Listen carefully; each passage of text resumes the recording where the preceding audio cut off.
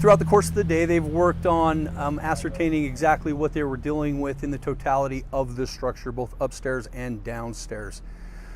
Throughout the course of their investigation, they have determined that there were explosives within the structure, and with the assistance of the EPA, the Health Department, the District Attorney's Office, UPD, the Holladay City, the Emergency Communications Center, they have worked to put in place a mitigation plan to address these issues. That mitigation plan, as constituted, will be a controlled detonation estimated to be around 9 p.m. Currently, we have an evacuation plan in place, as well as a shelter-in-place plan. These plans, they've gone to great lengths to ensure that we can pull this off as safely as possible without risk to community or surrounding structures. Did these bombs appear to be homemade? No, not at all. So I can tell you right now that it is ancient dynamite.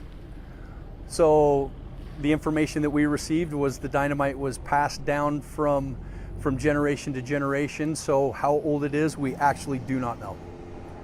How much is there? A lot, quite a bit. The exact number I couldn't tell you, enough to where there'll be two different mitigation events to handle all of this dynamite. Talk about the evacuation. Well, have evacuations taken place? So what they ended up doing was they ended up determining what the blast radius would be, specific to each individual mitigation event, and then they went from basically adjacent structures and then surrounding blast radius door to door, contacting homeowners and advising them of that evacuation notice. So how did you find out about this? Was it like somebody saying, hey, we've got all this old stuff, come take a look, or did it happen differently? Exactly like that, right? It wasn't anything malicious, just a call to a friend and said, hey, I don't know what to do with this stuff, maybe you could come and take a look, and the friend came, and that's when calls were made. Is this in a basement, or is it a garage, a shed? Where is it? Yes. Multiple locations. All of it, correct. To say that he was a collector of fine explosives would not be an understatement. Is this criminal in any nature? Are there any charges filed? I couldn't tell you that. Have you ever seen anything like this? Not in my career. This is pretty impressive in scope. Can you put a number to how many sticks of dynamite you're talking about? I don't know. That is with the EPA and with the bomb techs. I couldn't tell you definitively. But it's a lot. I think so. Judging by the looks on their faces, I would assume more than one. Is the bomb squad handling this? They are in conjunction with the EPA. And what is the blast radius going to look like? Are any other homes going to be impacted? The idea is no, that it won't be. That this controlled detonation will keep everything within the footprint of that lot.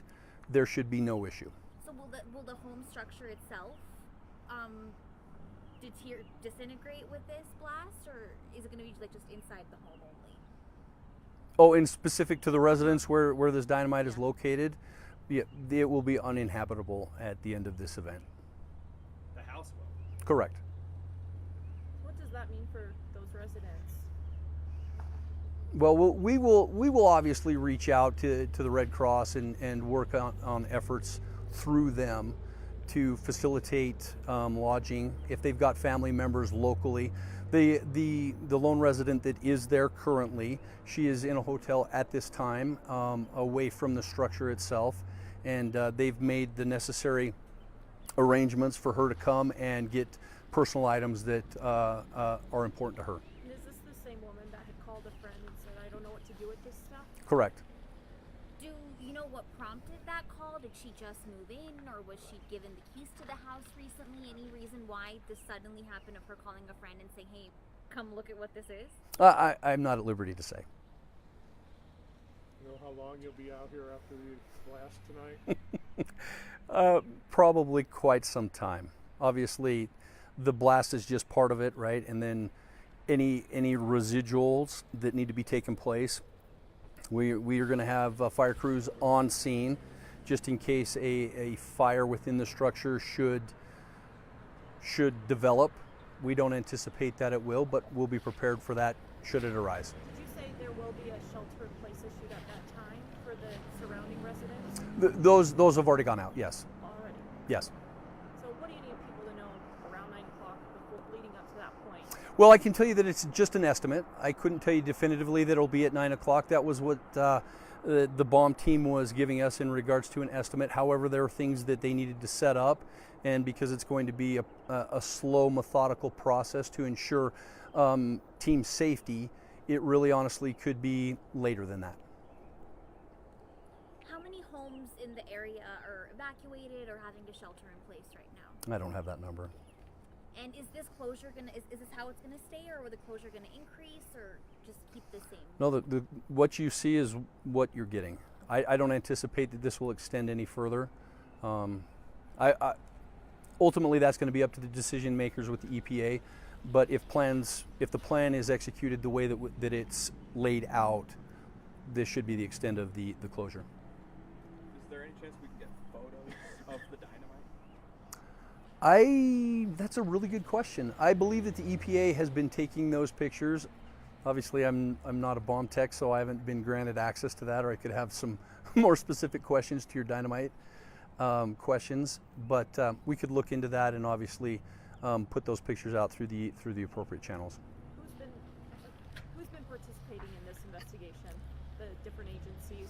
So the EPA, the Utah Health Department, we have UFA through their bomb techs and their HAZMAT techs. We've had the Emergency Communication Center for the county, Holladay City, UPD, and I believe that might be it. Anything else? No. I mean, if anything transpires, I mean, we'll get back in touch. Anything out of the ordinary, we'll let you guys know. But we truly.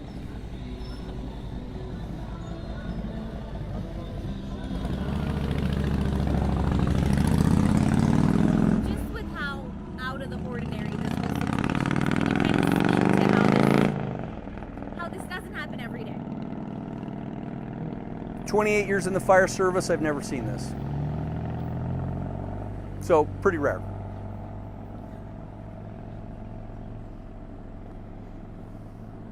Anything else? Thank you. You're welcome. Thank you so much. Thank you very much. Normally it's just a hand grenade or something. I think it's safe to say none of us were expecting military.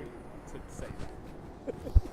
Well, it was kind of interesting. Like when we didn't know initially, right? Yeah. Talking with the reporters earlier, they were just in.